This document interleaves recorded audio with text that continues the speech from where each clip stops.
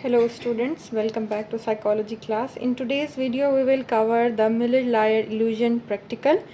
So basically this practical was carried out by the German sociologist and psychologist Miller-Lyer. और illusion को समझने से पहले हमें परसेप्शन के कॉन्सेप्ट के बारे में पता होना चाहिए. So what is perception? It's basically the meaningful sensation, यानी जब हम अपने सेंसरी ऑर्गन्स के थ्रू रिसीव होने वाली इंफॉर्मेशन को कोई मीनिंग देते हैं, then this meaningful sensation is your perception. बाज़ दफ़ा ऐसा होता है कि आपके सेंसरी ऑर्गन्स में कोई फॉल्ट हो या फिर एक्सटर्नल इन्वायरमेंट के स्टिमुलस में कोई फॉल्ट हो, तो आप चीज़ों के बारे में गलत मानी जो है परसीव करते हैं. That miss perception is basically illusion. Miller-lawyer का भी ये एक्सपेरिमेंट जो है वो मिस परसेप्शन से ही इवॉल्व हुआ. उसने देखा कि दो लाइंस जो कि इक्वल होती हैं लेंथ में, but if there is some changes और डिफरेंसेस इन देयर स्ट्रक्चर और पैटर्न, तो फिर हमारा दिमाग जो है उनको परसीव करता है एज बीइंग डिफरेंट. यानी कि आपको एक लाइन जो है वो लंबी नज़र आएगी या बड़ी नज़र आएगी as compare to the other line. So उसने अपने इस बिलीव को प्रूव करने के लिए एक एक्सपेरिमेंट कंडक्ट किया, जिसके लिए उसने एक मिलर-लायर इल्यूजन बोर्ड इंट्रोड्यूस कराया. मेरे पास एक छोटा सा सैम्पल है. मिलर-लायर इल्यूजन कार्ड भी इसको बोलते हैं. इस तरह से दो कार्ड्स होते हैं, ठीक है. इस कार्ड को हम कांस्टेंट कार्ड या स्टैंडर्ड कार्ड कहते हैं, जो कि मूव नहीं कर सकता. और ये दूसरा कार्ड जो कि मूव कर सकता है, that is the movable card. So basically इस एक्सपेरिमेंट में उसने देखना चाहा कि कितनी लेंथ पे या कितना सेंटीमीटर का एरिया कवर करने के बाद हमारा जो सब्जेक्ट है उसको लगे कि ये दोनों जो हैं shapes they are equal in length. So basically इसने उसका जो एक्सपेरिमेंट है वो 40 ट्रायल्स पे बेस्ड है, जिसमें उसने बोथ राइट हैंड और लेफ़्ट हैंड को यूज़ करते हुए जो है अपनी वैल्यूज़ या रेटिंग्स निकाली, और फिर उनकी बेसिस पे ये अपना जो है एक्सपेरिमेंट कंक्लूड किया. सो हम स्टार्ट करते हैं इस एक्सपेरिमेंट को.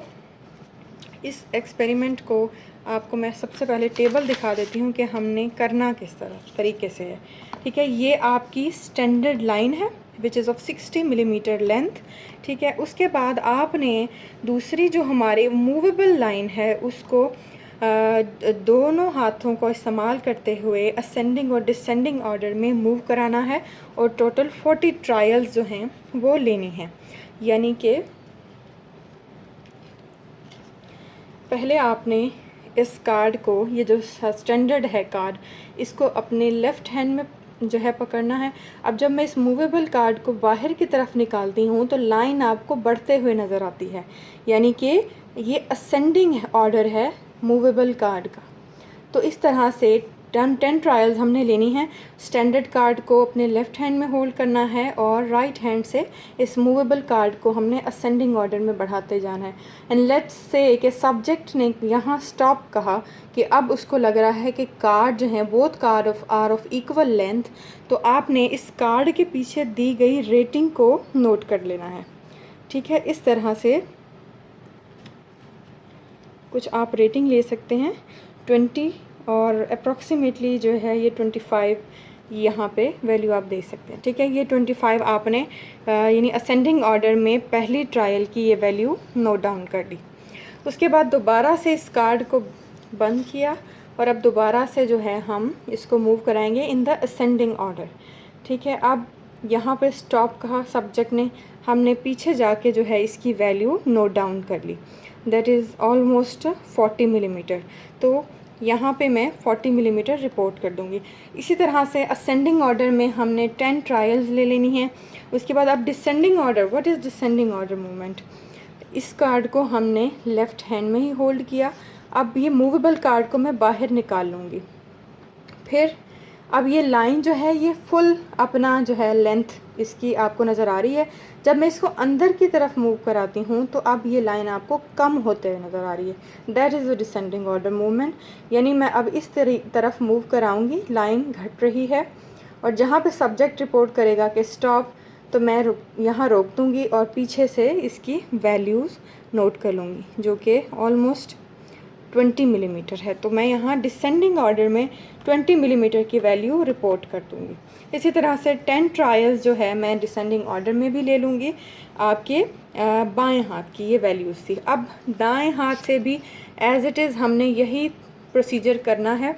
स्टैंडर्ड कार्ड को आपने अपने राइट हैंड में होल्ड किया और जो है इसको मूवेबल कार्ड की अब आपने रेटिंग देखनी है। असेंडिंग ऑर्डर में, ठीक है, ये बढ़ते हुए आपने इसकी यहाँ पे सब्जेक्ट ने स्टॉप कह दिया, आप पीछे जाके इसकी वैल्यू नोट डाउन कर लेंगे 59 मिलीमीटर। ये आपने ये इस टेबल में जो आपका राइट हैंड के असेंडिंग ऑर्डर है उस वैल्यू में आप लिख देंगे। इस तरह से 10 वैल्यूज़ अब आपने असेंडिंग ऑर्डर में ले ली। अब फिर डिसेंडिंग ऑर्डर में किस तरीके से लेंगे कि कार्ड को पहले पूरा बाहर निकाल लिया मूवेबल कार्ड को, और फिर अब इसको जब अंदर की तरफ आप करेंगे, लेके जाएंगे, तो that is the descending order movement. और यहाँ सब्जेक्ट ने स्टॉप कह दिया तो पीछे से आप रेटिंग ले लेंगे। इस तरह से जो है तरीके से आप सारी 10 ट्रायल्स जो है वो डिसेंडिंग ऑर्डर में भी ले लेंगे। अब टोटल जो है हमारी 40 नंबर ऑफ़ ट्रायल्स हो गई, यानी 20 ट्रायल्स राइट हैंड से और 20 ट्रायल्स हमारे लेफ़्ट हैंड से। अब उसके बाद जी हम एक फार्मूला यूज़ करते हैं। अब वो फार्मूला क्या है जी? मौज़ूई मसावी नुक्ता, यानी एवरेज लेंथ आपकी। अब ये किस तरह से हम फाइंड आउट करेंगे? राइट हैंड की ascending order plus descending order movement को ऐड किया, प्लस लेफ़्ट हैंड से असेंडिंग और डिसेंडिंग को ऐड किया, divided by total number of trials. ठीक है, तो अब असेंडिंग की हम ये टोटल वैल्यूज़ यहाँ से ले लेंगे, असेंडिंग ऑर्डर की इनका सम कर लेंगे टोटल वैल्यूज़, डिसेंडिंग की सबकी अलग अलग से आपने टोटल वैल्यू कैलकुलेट कर ली।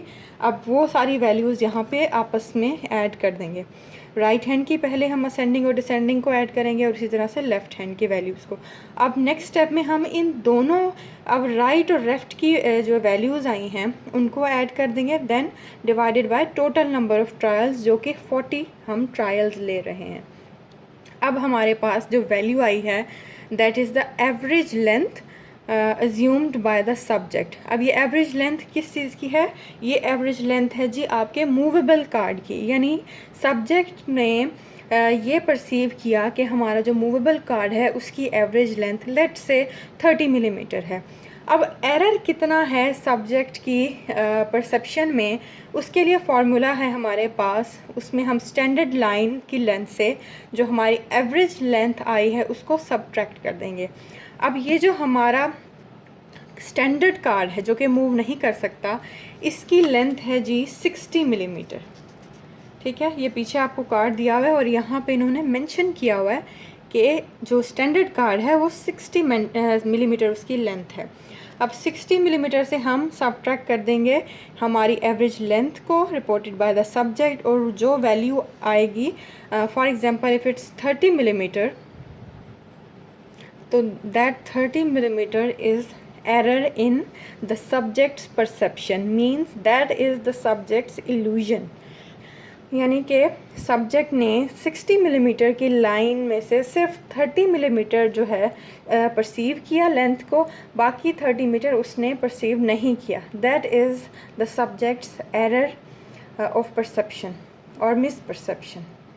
तो ये था जी हमारा मिलर लायर इल्यूजन का प्रैक्टिकल। स्टूडेंट्स, एक और इम्पॉर्टेंट पॉइंट जो कि बहुत ज़रूरी है समझना, दैट इज़ कि दोनों हाथ से इस प्रैक्टिकल को परफॉर्म करने की क्या ज़रूरत है। इसका आंसर ये है कि कुछ लोग जो है वो उनका राइट हैंड डोमिनेंट होता है और मेजॉरिटी का राइट हैंड डोमिनेंट होता है हम कह सकते हैं, और कुछ लोगों का लेफ़्ट हैंड डोमिनेंट होता है। तो अगर ये प्रैक्टिकल हम किसी एक ही स्पेसिफिक हाथ से परफॉर्म करें तो जो लोग जिनका ऑपोजिट हाथ हैंड जो है डोमिनेंट है उनकी परसेप्शन में या हमारे स्टडी जो है उसमें ही एरर होगा, जो हमारी फाइंडिंग्स आएंगी वो वैलिड नहीं होंगी। सो दोनों हाथ से इसलिए परफॉर्म कराया जाता है ताकि बायसनेस ना आए और ये कि डबल वेरीफाई हो जाए हमारी findings. So that is the purpose of carrying out this experiment with both hands. I hope everything is clear.